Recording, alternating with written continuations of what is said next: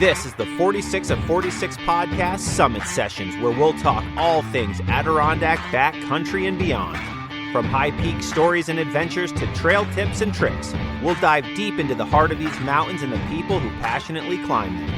Adirondack maps and spruce traps, bushwhacks and backpacks. It's all here on the 46 of 46 Summit Sessions.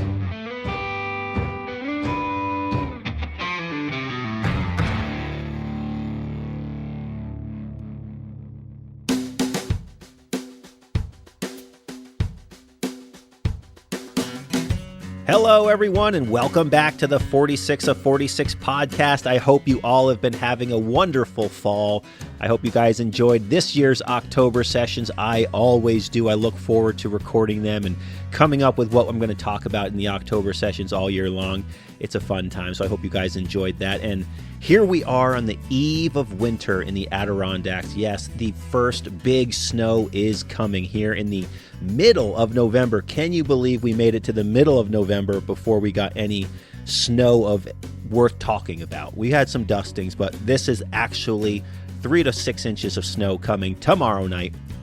And what a perfect time to be recording an episode about tracking deer in the Adirondack Park. Yes, once again, following the October sessions, I'm going to do my annual hunting episode, and my guest today has done a fantastic job as a tracker in the Adirondacks, and it's going to be fun to talk about that. And here we go. Mr. Brendan Quirion, thanks for coming on the podcast. Sure. Thanks for having me. Absolutely. It's cool to have this conversation too. Literally the night before we're finally getting our first big snow in the Adirondacks. So, you know, things that we talk about, you and I will be taking with me tomorrow, which will be exciting. But anyways, yeah, you'll have to keep me posted. If it accumulates, I might come up. 3 to 6 inches right now. I mean, it's coming, dude. It's coming for sure. But anyway, so give me a little background about yourself. So how'd you get into the outdoors? I know you used to live in the Adirondacks and you're not here anymore, but take me through your background, both, you know, just getting into the outdoors and then how did it lead to hunting? Sure. So I think my mom first identified that I had an interest in the outdoors. You know, I was always outside catching frogs and playing in the wetland behind my house, and the Schoharie Creek ran behind my house. So I was always down there and riding my bike around, and you know, I was getting to the age where I could start hunting, but no one in my immediate family was a hunter. The person that she knew that was closest to me that was a hunter was my Uncle Chris. And so when I turned 12 and could start hunting, she asked him if he would be willing to take me turkey hunting to start out. And he agreed, and I went with him on several different hunting trips and was finally able to harvest my first turkey when I was, I think, 13. And as soon as I started experiencing that, I really was just hooked, and I knew that was going to set the trajectory for really my entire life and my career and my passions and pursuits. So, you know, one thing led to another, and I wanted to start deer hunting, bow hunting when I was 14. But the issue was I lived in Schoharie County, which is about an hour west of Albany, and my uncle lived out in the Rochester area. So he could do the best he could, you know, from a distance to kind of mentor me. But ultimately, I had to learn a lot of things on my own. And so that first year bow hunting, you know, I was just doing things on my own, practicing as much as I could with the bow. And I did end up harvesting a doe that first year. And after experiencing both turkey hunting and deer hunting over several years, I knew that I wanted to pursue a career in wildlife biology and management, and deer management in particular. So when I graduated from high school, I went to SUNY Cobleskill and got a degree in wildlife management. And then I graduated in 2010, and the economy wasn't doing very great, so the job market wasn't great. And I had an opportunity to go work for the Nature Conservancy in a seasonal position in the Adirondacks in Keene Valley. And, you know, really enjoyed that position. One thing led to another, and I ended up getting promoted into a full-time position and ended up staying up there for 10 years. So I lived in a variety of places in the Adirondacks, from Saranac Lake to Lake Placid to Keene Valley to Ausable Forks. And kind of as a result of that, my my style of hunting had to adapt. I was very accustomed to coming down to the farm country in Schoharie County and Albany County and, setting up in a tree stand between bedding and food and being pretty successful just doing that. The problem with that in the Adirondacks is you don't have those clear patterns that you can capitalize on. So I started looking into other tactics to use in the Adirondacks to hunt. And that led me to a variety of book resources that I read. So I started reading books by Hal Blood, by Joe Donito and the Adirondack Trackers, by Jim Massett, the Benoits. I tried to just read as much as I could. And I just started to realize that, stand hunting can be effective up there, but it's just very difficult. You have to do a lot of scouting and find those areas that, bucks will be somewhat consistent. And what I realized even more was that tracking seemed to be one of the most effective ways to harvest bucks consistently up there. And so I knew I needed to give tracking a try if I wanted to be successful living up there, because I couldn't just come down and hunt the southern zone whenever I wanted. I'd have to make a long trip, and I didn't want to, miss out on hunting opportunities in the Adirondacks because I knew big deer were up there. So let's see, the first season that I tried tracking was 2014. And I had hunted the majority of that season, in a stand until the snow started to fly. And I just decided I'm going to take the last 4 days of the season off up there and try tracking. I knew that I could only learn so much from books. I would have to go out and actually practice. And so I just went out and tried to, put to practice some of the things I had been reading about in those books. And the first day I ended up tracking a doe accidentally. The second day I actually tracked a buck, but didn't get a good shot at him. The third day I knew what I was doing a little bit more and was actually able to track a buck successfully and shoot him. And then the fourth day, I guided my best friend. I kind of had a sense of what I was doing at that point. I said, you need to get up here because I know there's other bucks in this area. And he came up, and luck would have it, I actually was able to guide him to the biggest buck he had ever harvested. So, things went really well that first year, and I kind of got spoiled. But after that, it was a little bit more difficult for me, and I definitely learned more as I went over the years.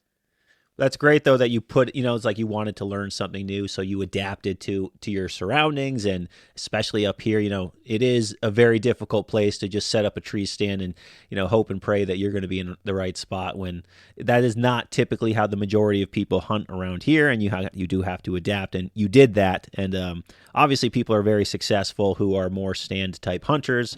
The hunter I had on last year's podcast, Todd Mead, is an absolute savage, and he's more of a stand type of guy himself. So you can be successful, but yeah, I feel like the majority of people that I speak with or in my circle are always up and moving when they're hunting. So it's great that you read books, you took it upon yourself to learn, and then you went out and applied what you learned, and look at that, you were successful. But yeah, it definitely seems like you were spoiled quickly by the success you had on day 3 of your tracking career. And so you mentioned you mentioned that you went to school for wildlife management. So that first turkey hunt, it really was like absolutely life-changing for you. It truly did direct your entire course of your life, and that's pretty incredible. Now, I want to talk about that just a little bit real quick. Like, what do you do for work? Obviously you're working in the outdoors. That is what your whole kind of world seems to revolve around. So what is it that you do specifically? And tell us just a little bit about that. Sure. So after I was with the Nature Conservancy for about 10 years, and I headed up the invasive species management program in the Adirondacks while I was working for them. But I always had this passion for deer management and biology. So in 2019, I decided to go get my master's degree at Cornell University and focus primarily on deer management. So I worked under Dr. Baron Blasey and Dr. Paul Curtis, who are both well known for their deer management programs and research. And so that, really catapulted me into the deer management realm. And then when I graduated in 2021, I was given an opportunity to accept the deer biologist role for DEC in Region 3 in New Paltz. So I've been in that role for the past year and a half now and love it. I'm just so grateful that I get to work on deer biology and management issues every day. Yeah, dude. I mean, it is your everyday. Your deer are your day to day. That's very cool. I'm into it. So now let's go. Let's go a little bit about talk about last year's hunt. So I know you were very successful. You had it was the first time that you tracked a deer right to his bed and shot him right in his bed. Take us through that story. It sounds very interesting. I mean, I've read about it when you posted about it on the internet, but like let's talk about it a little bit. Take us through that story. What were you doing? Take us through the whole story so we can feel like we were right there on the mountain with you. Sure. So I guess the first thing that I'll mention is that I had spent a lot of time in that area previously, and both scouting and hunting. So I knew it was a productive area, but ultimately, if when it comes to tracking, you have to go where the snow is. And for that particular week that I was up there, the snow fell in that area. So it was, the stars aligned. I've tracked in areas like the high peaks where deer densities are extremely low, and it's possible. It's just a lot more difficult. So I try and find those areas where I know deer densities are a little bit higher, and the habitat just sets up well for bucks to utilize those areas. And so that's where I was last year. And so I went in there just 2 days. We had snow on the third to last day of the season. And then we got a really hard freeze the second to last day, and things got really crusty. So I didn't go back in. And then we had a warm up and a little bit more snow on the last day. And that's the day that I actually shot my buck. And it ended up being one of the same bucks that I had seen on the third to last day when I went in. So that day, let me start off with the first day that I went in. So typically when I'm going into an area to track, I'm trying to find a big track as quickly as possible. So I usually try and be in the woods as things are just starting to get light, and I'm covering a lot of ground and moving really fast. I'm not worried about, spooking deer or, causing a lot of commotion or trying to sneak up on deer, because my goal is to find a big square-toed track that I can differentiate from other deer and follow the entire day.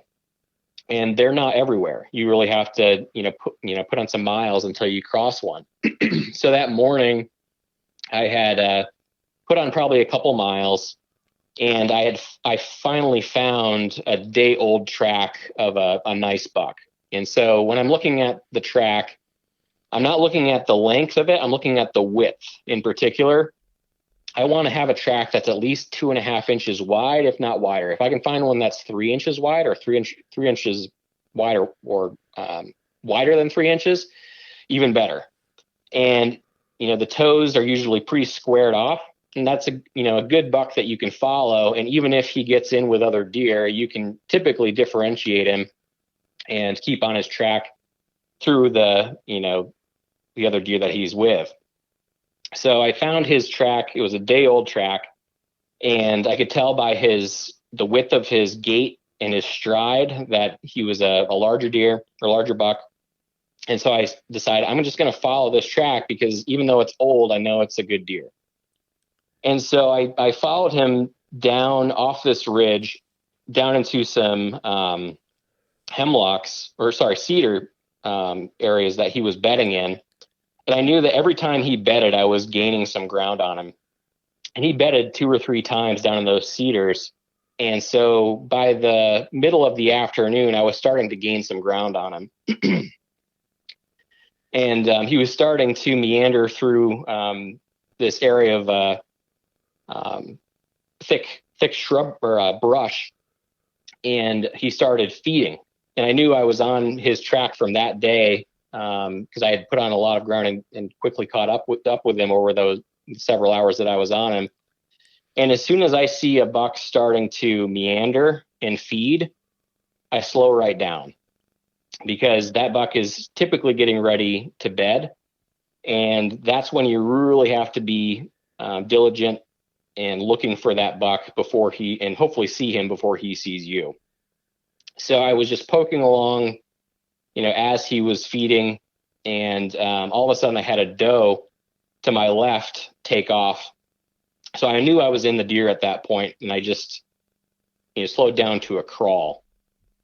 And unfortunately, that doe likely got this buck up on his feet. He was bedded up above me, and he started blowing. He knew something wasn't right. And so I was able to get on him and had him in my scope. I had a clear shot to the base of his neck, but through the thick brush that I was in, I just couldn't make out his antlers. And I was like, I'm not going to take a shot at a deer not knowing for certain that it's a buck or the buck that I'm on.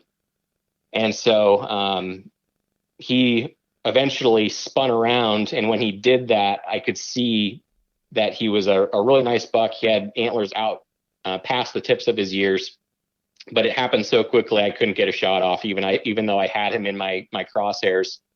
It was just a split second, and he was gone. So at that point, I knew that I was on him, and that was the buck that I wanted. And so I tracked him for the rest of the day. I saw him one other time, but I was running out of time. I think that was around like 2:00 in the afternoon that I jumped him. And so I saw him one other time later on that afternoon, but then eventually I ran out of daylight. And typically what I do when I jump a buck like that is I give him some time. I usually try and wait about a half hour before continuing on the track, because you want him to settle back down and not be looking on his back track as you're coming. If you push on too quickly after you jump him, he'll go about 100 yards, and then he'll turn around and watch his back track, and he'll catch you coming every single time. So you have to wait a good half hour or 45 minutes after you jump them to allow them to calm back down and hopefully bed back down, so that you can get back on him and catch him when he's off guard. And unfortunately, I just didn't have the time to do that. So I pushed a little bit too hard after jumping him that first time. Again, saw him, but again, he was watching his back track, and I had no shot opportunity. So that was the first day. Obviously knew there was a good buck in there that I wanted to pursue, and just needed the right conditions to line up. So I went back out that night and was planning to go in the next day. But again, it got really cold. Everything got super crunchy. And for me, those conditions, it's just not worth an attempt. So I stayed out of the woods that day and let him settle back down. And then on the last day of the season, like I said, things warmed up a little bit, and we got a little bit more snow. So things were nice and soft. And I knew I would have a really good opportunity, and it'd be my last opportunity for the season. And what's nice about tracking, once you identify a mature buck is in an area, typically you can get back on his track almost every single day, close to where you observed him the first time. What they do is they run these fairly large circuits, and they'll cross back through the same areas day after day. So as long as you go through those areas, you're most likely going to cut their track from the night before within the same vicinity every single day. The only time I haven't had that happen is when I've pushed a buck way too hard and just ran him out of town. But if you hold off on the pressure a little bit, usually they're going to be back in that same area the very next day. And so I went right back into where I had had the encounter with him 3 days prior, and sure enough, I got right on his track. And I knew it was a much fresher track, and I had the entire day to play with him. So, took my time. He led me down into those same cedars that he had been in the first day, and he was rubbing some trees this day. So there was fresh shavings on the ground from every tree that he rubbed. So I knew, again, the track was super fresh, and he was right in front of me somewhere. And he led me back up towards the ridge where I had originally cut his track the first day. And he ended up bedding down below the edge of this ridge, and he was watching his back track down over this area of open hardwoods, kind of this big bowl that I had to come through. And since he bedded in that setup, he saw me coming the first time. I wasn't going super fast, but since it was so open, I'm pretty sure he caught me coming. And I got up to his bed and had a really good sense of how big he was. I was able to, lay my rifle in his bed, and it was bigger than my rifle. And it was still early in the day. I think it was maybe around 11:30 or noon that I jumped him out of that bed. And so I sat down and had a sandwich like Hal Blood does, waited for a half hour before getting back on his track. And he looped around the tip of this ridge and started heading back up. And as soon as he got to the top of it, you could see where he had stopped and was looking back. But when he realized nothing was on his tail, he settled right back down and was starting to, just walk again. So I knew he wasn't very far, and he did start doing the same thing. He went up the side of this mountain, and on the back side, he started digging for ferns and browsing on bud tips. And as soon as I saw him doing that, I just slowed right down to a crawl because I knew he was going to bed again. And he was just meandering slowly through these outcroppings and blowdown areas. And I just would take one step, look, probably wait for 5 or 10 seconds, take another step, look, and just crawled through this area as he was going.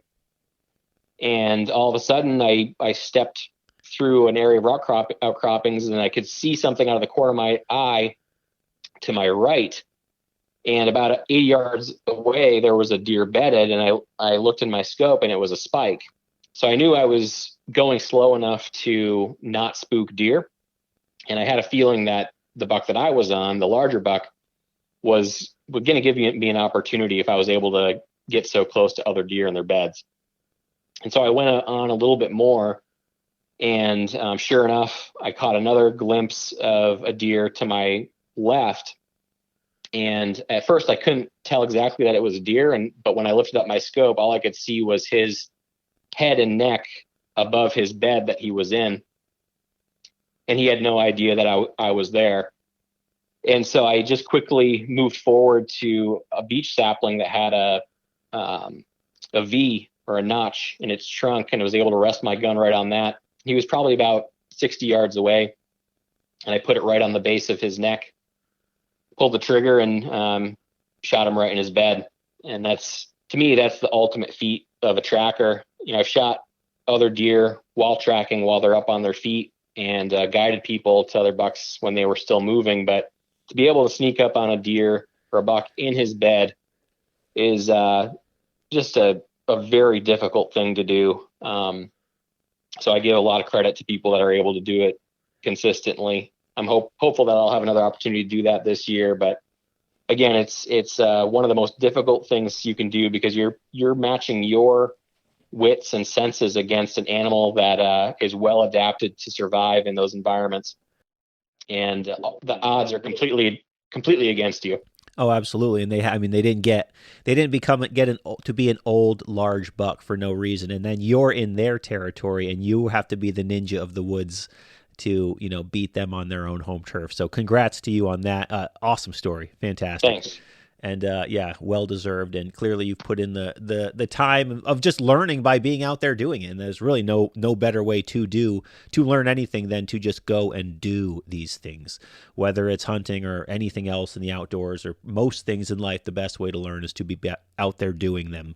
Yeah, absolutely. Now, when you say that you were, let's slow it down for a bit now. And when you're saying that so you mentioned at the beginning of the days when you're out tracking. So for people who, this is new to, or they want to start trying some tracking, we get so much snow here. It's a great way to hunt. I personally, being someone who really, as anyone who listens to this podcast knows, I like to go hiking. I like to climb mountains. For me, tracking and being on my feet, that is how I like to hunt. That's the style I prefer. It's just more interesting to me. as probably anyone could understand. So I prefer to do this sort of style hunting as well. So let's break it down for someone who has never done this before. When you say you're going into the woods first thing in the morning and you're trying to cut a track, the first thing you're doing is trying to find that track, and you said, you're not moving slowly. So how quickly are you moving? And then again, let's talk about what signs tell you that, okay, now I should slow it down a bit. Once I find the track, you're going to start following the track, but how quickly are you moving? And then when do you slow down? Sure. So I would say, depending on the time of day, if I'm, it's early in the morning and I have all day, I'm just moving at a brisk walk. But there have been times where I haven't cut a track, up until, noon or 1 o'clock, and I'll move along at a slow jog to try and get on a track. Because that's when the hunt really starts. If you're not on a track, you're just having a walk in the woods. You're taking your rifle for a walk in the woods. Right. Yep. Right. So that's priority number one. Once you get to a track, the next thing is differentiating that it's a buck from a doe. And there's a variety of ways you can do that. It's really about putting all the pieces together. The first thing I'm looking at is the size of the track, obviously, and I mentioned a little bit about that before. I'm looking for a wide track with square toes. Typically, bucks, more so than does, will drag their feet when they walk, especially after the rut. They're pretty tired. And so if you're seeing long drag marks in the snow as he's walking, that's a good sign. I'm also looking for the width of the chest and the length of the gait. So does, when they walk, they kind of are dainty. They have their feet are very close together. And bucks, when they walk, it's more like a plod. And so you can kind of tell a buck from a doe just based on how he's walking. He'll have drag marks in the snow. His feet will be wide apart, and his gait will be longer than a doe's. And then obviously you have all the other sign that comes with being a buck. If he is urinating and it's more of a bullet hole pattern in the snow as opposed to a spray pattern, that's a buck. If he's rubbing trees, obviously that's a buck. And if he's making scrapes, obviously a buck. And then if you're lucky and if the snow's deep enough and you're on a buck that has a larger rack, you can actually see the antler marks in the snow when they feed. So when he bends his head down into the snow to dig for ferns or whatever, typically there'll be some antler marks on either side of that nose imprint in the snow. And I've seen that on several occasions. So if you're on a mediocre buck, it can be challenging to differentiate them from does because their foot is a lot smaller. Obviously their body is smaller, so they're not going to have that wide chest or long gait like a mature buck will.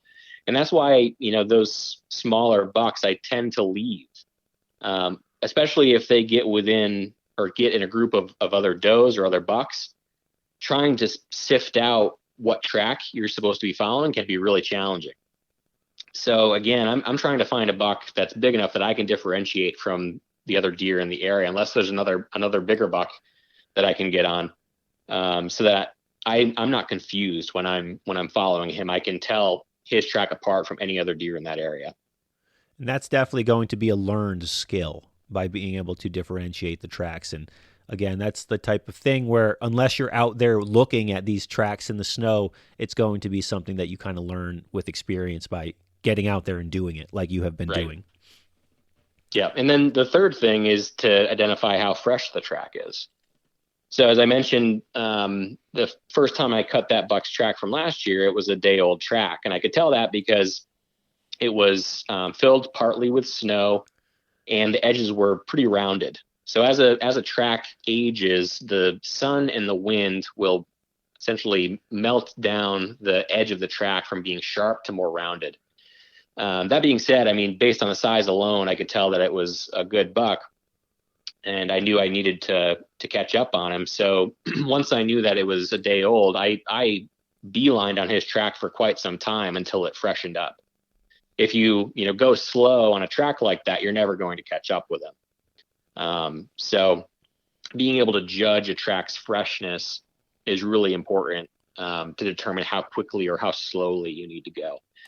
So as soon as that track starts to freshen up, I'm looking for sharp edges along the periphery of the track. I'm looking for snow just barely starting to fall in to the track from the edge. And obviously if he beds and I can get a sense of how recent that is, and I know I've caught up or gained some time on him, then I start to slow down based on how fresh that track is. But that being said, I really don't slow to a crawl until I know that buck is getting ready to bed. And a lot of times bucks, if you've ever listened to Joe Donito's description of how he tracks, it's spot on. Bucks kind of have a destination in mind that they want to be in or get to. And they will, move in a straight line very deliberately through the woods until they get to that area that they want to be. And you can tell that they're doing that because they're not meandering, they're not feeding, they're just heading in that direction. And in those instances, you can move along pretty quick until he slows back down.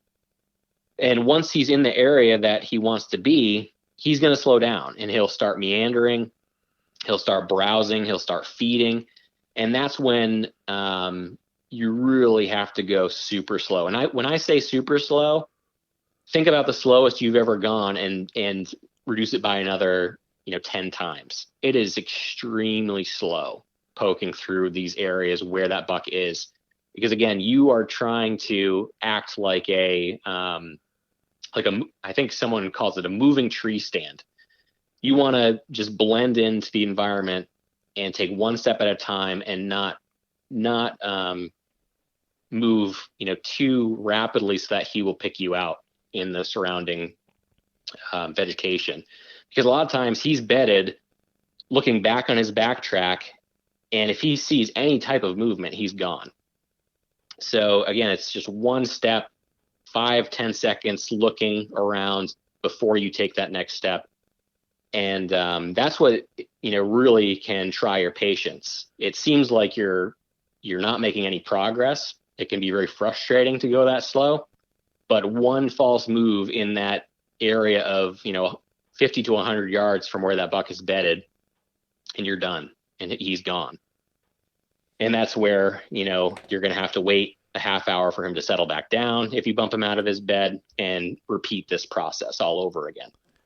So that's where the majority of mistakes are made. That's where the majority of my mistakes have been made, is determining when to go slow and when to go fast, and mixing those things up.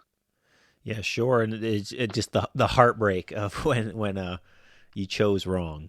Yeah, it's especially when you were super close. Yeah, of course. Now, when you're out in the woods in the Adirondacks, especially in the wintertime, obviously you're not near your car. You're not quickly able to just pop out of the woods. We all know when we're in the woods in the Adirondacks, especially in the winter, a wrong move could absolutely be the death of you. I mean, let's just call it what it is. So what type of equipment and what type of gear are you bringing with you? Because in this situation, when you're out hunting, you're out tracking, you need to be able to be light on your feet, but at the same time, we have to deal with the elements. So what type of equipment do you wear? What do you bring with you? What does your pack look like? Sure. Yeah, I pack extremely light because I want to be able to be nimble and move quickly when I need to. And conversely, I want to make sure that I can maneuver through blowdowns and rock outcroppings without getting all tangled up in my gear when I'm close to that buck's bed and need to be extremely thorough in my movements. So what I bring with me in my pack is, extra bullets, a gutting knife, a pull rope. I bring one little small safety kit that has some aspirin in it, an ability to start a fire,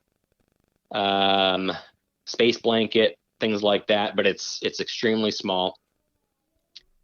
And let's see what else. I typically don't bring a water bottle with me. I bring a life straw. So when I come across a stream or pond, I just use that and drink right out of the stream so that I don't have to carry water with me and have that extra weight. And then in my jacket, I usually have one or two sandwiches and maybe some snacks or something to eat when I do have to sit and wait for that buck to settle down. But I typically don't eat unless I have to. I'm usually moving to try and get on a track before anything else.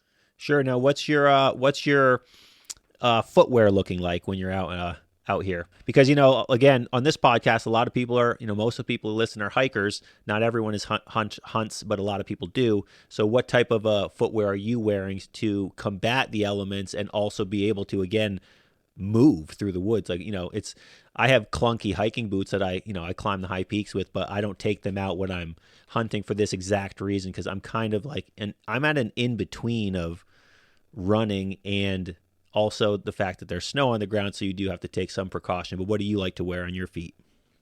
I typically wear lacrosse rubber boots with Sure. a low level of insulation. So either completely uninsulated or 800 grains at most, or grams at most. And the reason for that is when you're in that area where you're trying to sneak up on that buck, it's really important to be able to feel the branches and everything underneath your feet. So typically I'm putting my heel down first through the snow and then slowly rolling forward onto the front of my foot so that I can feel if there's a branch or anything. Because if you're in that buck's bedroom and you bust through a major branch or something, he most likely isn't going to be there when you get to his bed. So it's really important to be able to just feel underneath your feet. And that's why I choose those boots. I also tend to track in areas where there's a lot of wetlands.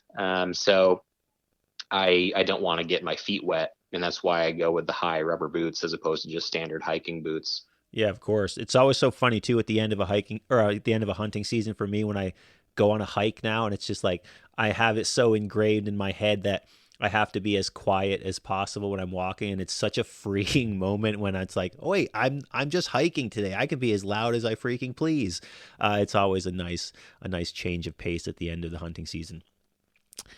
But and what are you wearing? What are you wearing on top? So obviously, a lot of Adirondack hunters typically go the wool route. Is that what you're wearing, or what are you doing? Yeah, so I typically wear just a base layer, like an Under Armour base layer, synthetic material, and then over top of that, I'm either wearing fleece or wool. And you really don't have to layer up when you're tracking because you're constantly moving. You don't end up getting cold, really. You might get a little cold when you're really slowed down to a crawl in that buck's bedroom, but other than that, you're moving along pretty quick and you don't really have to worry about getting cold. So I actually wish someone would come out with a better line of snow camo. It's really hard to find good wool or fleece snow camo. So I have an old Cabela's brand pair of fleece snow camo pants that I wear. And then they stopped making it, but they made a snow camo Ultimate top or parka several years ago, and I was able to buy one of those. So that's what I'm wearing. I have a wool parka on top that's snow camo, and then a fleece snow camo pants. And then I'm wearing wool gloves, thin wool gloves as well. Big Woods Bucks, Hal Blood's company makes a nice pair of wool gloves that I like. They're just thin and they keep your fingers warm, but allow you to acquire your gun and pull the trigger. Yeah, totally. Easily. Wool is great for all you people who spend time in the woods. Wool is great. It's warm when it's wet, and anyone that plays in the snow knows that your stuff is going to get wet. And yeah, it still keeps you warm. So wool is king. Even though wool is, it's not as it's not that it's like not marketed well. It's just I don't think wool has cool factor anymore that it once did. But wool is actually probably the best item you can wear when you're out there. And I know all these companies, oh, they have this and we have this, technology. Well, nature is pretty decent, and I think wool works pretty well. Yeah, I mean, the biggest thing is it keeps you warm when it's wet. Exactly. Yep. When you're out tracking, you're usually in pretty nasty conditions. Either it's snowing and you're getting snowed on, or you're moving through areas where snow is falling on you or melting on you. So you're going to get wet, and it's important to just make sure that you're staying warm while you're out there. Yeah. And then mixed with the fact that your body is producing heat and likely sweating if you're running around, mixed with snow coming down. It's just, you're going to be damp. There's no way around it. So why not be warm at the same time to keep us in line? Now, what do you take with you when you're in the woods in terms of navigation? So obviously hunting around here, especially when you're just running around the woods, and what's different about, let's say people are, let's say you're bushwhacking up a specific mountain. Most of the time you have, scoped out on the maps, on your GPS, where you're going. You kind of have a route planned. And a lot of times it's, the destination is to get to the top of the mountain over here or over there. But when you're tracking a deer, you're at the mercy of wherever they're going. So you're just following wherever they're going to lead you is where you're going. You can't plan for that. So how do you deal with, the quote, getting lost factor? Because that's definitely what keeps the majority of people from going deep in the woods, is being afraid that they can't get out. So how do you combat that? What's your tactics? Sure. So I typically pick areas that are big enough to track, several miles long and wide, but that are surrounded by roads. So even though I might get turned around, I know if I were to head in one cardinal direction, I would hit a road, but that would be a last resort. What I carry with me is typically a compass, just a small ball compass, and my phone or a GPS. So on my phone, I have Onyx maps, and I make sure that the area that I'm in either has cell service so I can use it real time, or I download the maps onto my phone prior to going out, so that I can see them even if I'm out of cell service. If I know I'm going to be in an area that doesn't have any type of cell service and I'm going to be out there for a long time, either in a remote camp or just not going to be able to utilize my phone, I'll bring a GPS instead, and I'll also bring a battery charger, so I can recharge those units, either my phone or the GPS, multiple times if needed. Sure.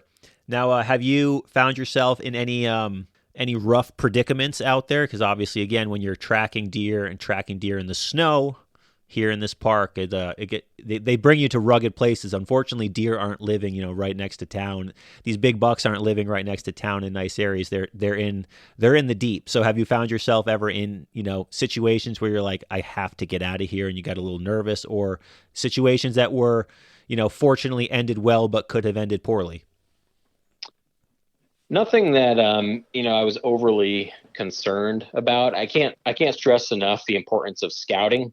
Even though you might not go into these areas very often, or very rarely, based on when the snow flies, it's still important to get out there ahead of the season and just kind of understand the terrain and the lay of the land. So before I went into that area where I ended up tracking for the first time in 2014, I had been in there several times that summer. Just scouting, walking around, understanding the lay of the land before, conditions were present that would be more, threatening. Threatening. I didn't have to worry about temperature, exposure, or anything like that. So that's the biggest thing you could do is go in there ahead of time and really understand the lay of the land, and how to get in and out effectively. Sure.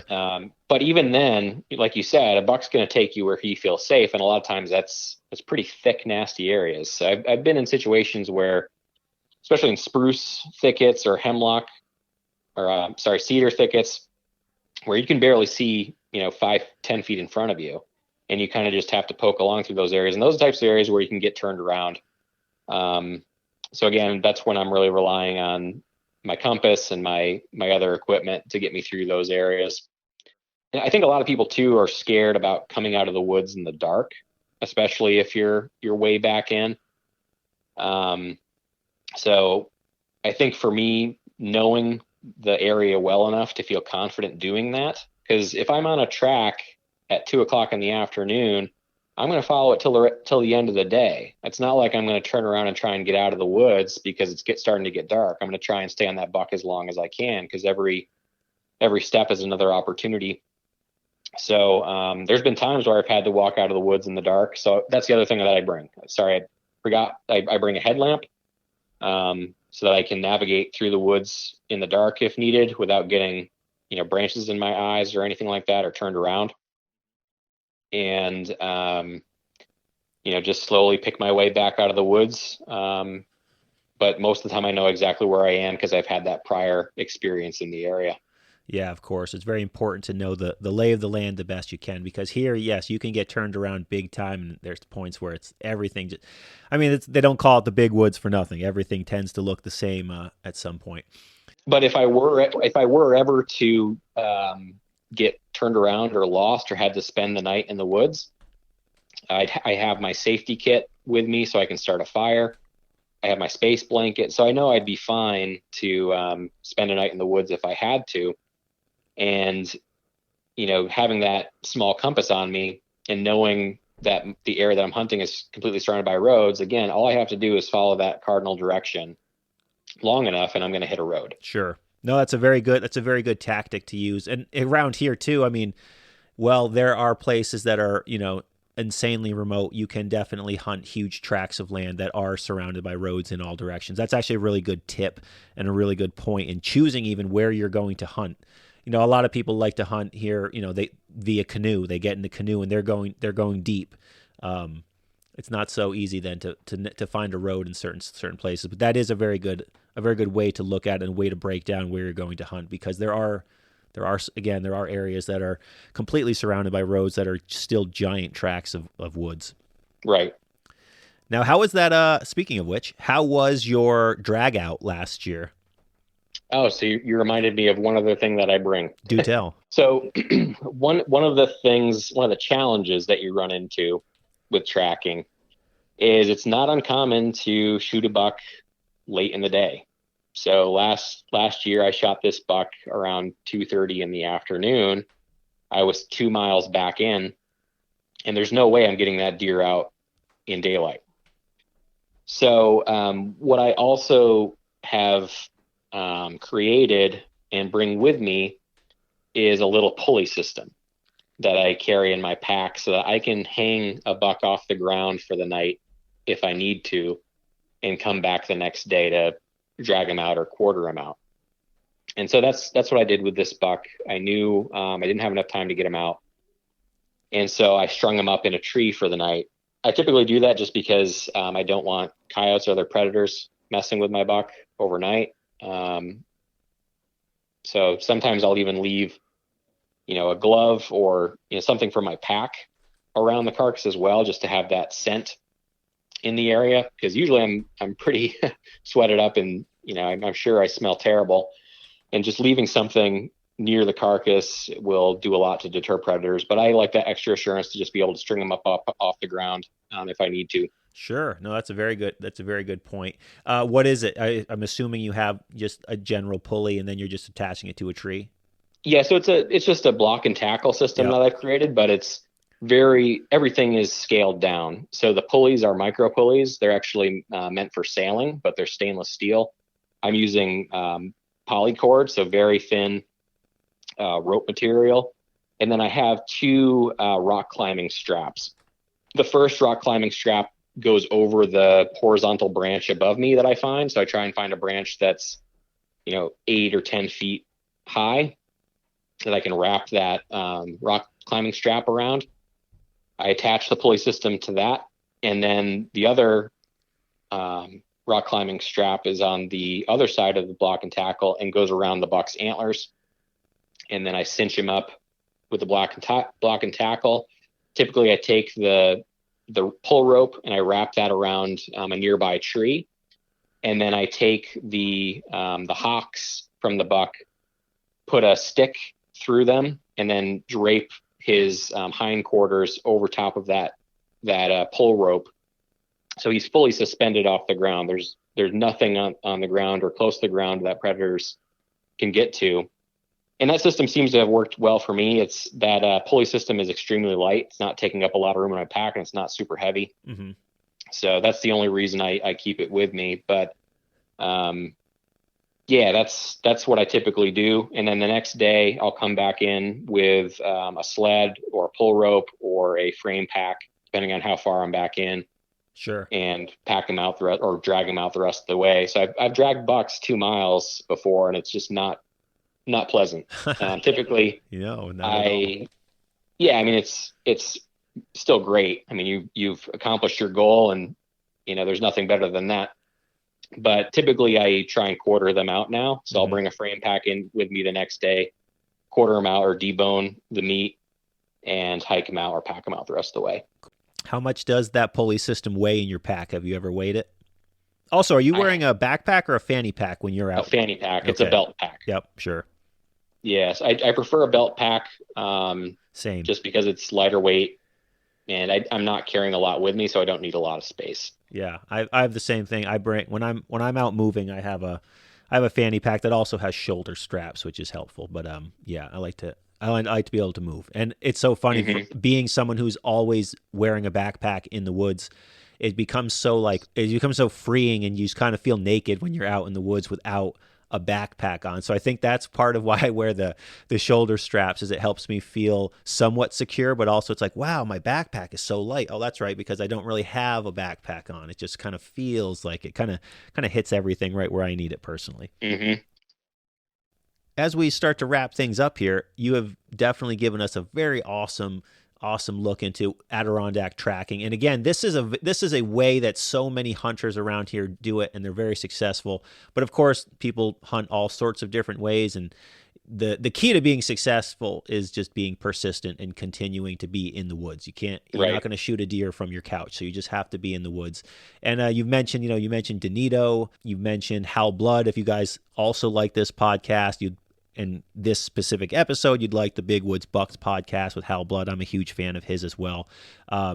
They talk all about big woods hunting in Maine, and the Adirondacks seems to be like the two places they're always talking about. Now, Brendan, in your opinion, let's talk for a second about the style of hunting here in the Adirondacks doesn't lend itself to, you've never seen a television show. Well, their hunting shows are so popular now. They're so big. The hunting world, the brand is so lucrative now, especially with content, but you never see anything here. Now, why do you think that is? Yeah, I think number one is the difficulty. Being consistent or successful consistently is no easy feat. And there's only a few people that can really do that or claim to do that. And I consider them to be some of the best hunters alive right now. But the second piece is tracking is really an individual sport. You can bring along a cameraman, and people do, but it adds another level of difficulty and complexity, because just think about trying to sneak up on a buck in his bed, and instead of 2 feet plodding along, you have 4. Yeah, for sure. and two of them you can't control. So that aspect just makes it even more difficult to get things on film that people actually would want to view and have good content. So you have some trackers that are using their own personal camera and filming as they go with just a static mounted camera on their backpack or over their shoulder. And that seems to work pretty well, but it's still not the same as, seeing someone shoot a giant buck over a food plot on a private farm with everything in HD. That's what people crave. But to me, that's it's not as real or genuine as tracking is. Anyone can go hunt a private farm in Illinois with tons of food plots and shoot a giant buck. Great. Not everyone can go toe to toe with a buck in his own turf and kill him in his bed. That's just something that's on another level.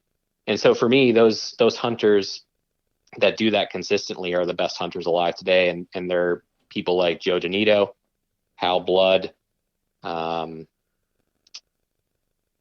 Mead. They're up there on that list for me, and I respect them a lot. I would agree with you, and it's the people who get it done every single year. It's so impressive. And I know it's so funny, I work in Hollywood. That is, as much as I hate that word, that is what I do. I work in films and television shows, and I've done movies with the biggest stars in Hollywood and gigantic Oscar-winning movies, and it's just like I find for myself, if I'm talking to someone like a Todd Mead or a Joe DeNito, I am like more starstruck by these guys than I am talking to Will Smith at work when I'm putting a microphone on him. Like there's just, to me, there's just something about the fact that, man, you guys get it done every single year and every deer is so impressive. And here, exactly what you're saying, I mean, that's kind of why I wanted, I like to do these Adirondack hunting episodes so people truly see that this place is different. It is just not cut like the rest of them. You have all these people who, are these like badass hunters out there that do these awesome things, and it's great. But man, these people here, and like, Joe DeNino is a farmer. But he's also like the best hunter on the planet. It's absolutely, or the best tracker on the planet. It's crazy. These people they're just superstars in my mind. Obviously they're just, everyday people, but my God, the skills that they have to me they're just above and beyond. And I'm right there with you. I find these people to be superstars. Hal Blood, in particular, one of them, I'm literally sitting next to one of his books right now as we record this podcast. It's awesome stuff. And I love just talking about the ADK, and I love talking about hunting and anything that involves being outdoors, and especially things that make this park such a unique place. And you've obviously hunted in all sorts of different places. So as we start to wrap it up here, there's a few questions I'd like to ask people, and I'm going to ask you as well. And I'm going to keep it very specific to hunting and specific to tracking. So what's something that's unique to you that I always ask people, what's something unique to you that you keep in your backpack, whether it's like you have to have, some people like to say they have to have this piece of food, or they bring this little trinket from home, or what's something unique that you always have to have in your pack when you're out hunting? And there's no wrong answers. Probably that little pulley system that I mentioned. I had a feeling that's what you were going to say, actually. Yeah, I mean, I think I'm the only person that I know of, besides the people that I've told about it, that keep that with me, and actually, built it myself, or at least came up with the design myself. So that's probably the most unique thing that I bring with me. I love it. You'll have to send me a picture so I could really get a visual for it. Next, what makes the Adirondacks a unique place? So obviously we've been talking about that for the last couple of minutes, but you've hunted all over, and now you've lived all over the state in particular as well. What is it that makes the Adirondacks unique? And it doesn't have to necessarily be about hunting, but just what in your mind makes this park such a unique place? Yeah, I mean, for tracking, you need two things. You need huge land areas, and you need snow, and obviously the deer. But that to me what makes the Adirondacks unique. You have these giant wild or wilderness areas that don't see a lot of human use off trail, and you still get snow during the hunting season. And so really the Adirondacks, Vermont, New Hampshire, Maine, and Canada, and obviously some of the western states are places where you can actually track every single year. And, there's certain years in the Adirondacks even where you don't get a snowstorm during the deer season. So I think that's what makes it unique, is there's very few places where you can actually track every single year, and the Adirondacks is one of them. Yeah, fantastic. And my final question, and for you, this will be an interesting answer, because your whole life is wildlife management. You went to school for it. Now you work. As I mentioned earlier in the episode, deer is your profession. Deer are your profession. Deer is your profession. Anyways, why do you hunt? What is it that draws you to hunting and to the woods? Oh man, getting deep on you here at the end. Yeah, I don't think I can answer that with just one solid answer. There's a variety of reasons, but I think the biggest things for me are the challenge and the adventure. Learning about deer biology firsthand. There's no better way to learn about deer behavior than being on his track. And, that's my passion. That's why I am in the position that I'm in with DEC, and I've been studying it my entire life. So there's nothing better than that. Obviously, I enjoy shooting a nice buck just for that, that experience, and taking an old monarch off a mountain is just, it's once in a lifetime experience for a lot of people. And if you get to do it more than once, that's even better. I enjoy the food resource, obviously. Most of the meat that my family eats is venison throughout the year. We've transitioned away from other red meats. And, I try to maintain that from just a health standpoint and sustainability standpoint. Obviously, there's ecological impacts of deer in certain areas where they become overabundant. So I recognize that and the need to reduce deer populations in certain areas. There's just so many reasons. It's my favorite thing to do. I hope one day that I'm on a track when I breathe my last breath. I'd be a happy man. All right. With that, that's a great place to wrap it up. Deer is life. Deer are life. That weird plural word, deer. Anyways, Brendan, thank you so much for coming on the 46 of 46 podcast and talking all about Adirondack tracking. Good luck to you for the rest of the season here, and I hope that you're able to get that big buck again this season. Yeah, you too, James. Thank you all for listening to another episode of the 46 of 46 podcast Summit Sessions. As always, check back on Fridays for new mountains, new stories, new guests, and new episodes right here on the 46 of 46 podcast. Check out 46of46.com. I have an ebook for sale. There's a store. You can support the podcast if you like what I do. If you're about to start hiking the 46 high peaks, check out the ebook. It's a great resource for you to start your journey on the right path. And that'll do it. Leave no trace. Do the rock walk. And if you carry it in, carry it out. See you on the trails, everybody.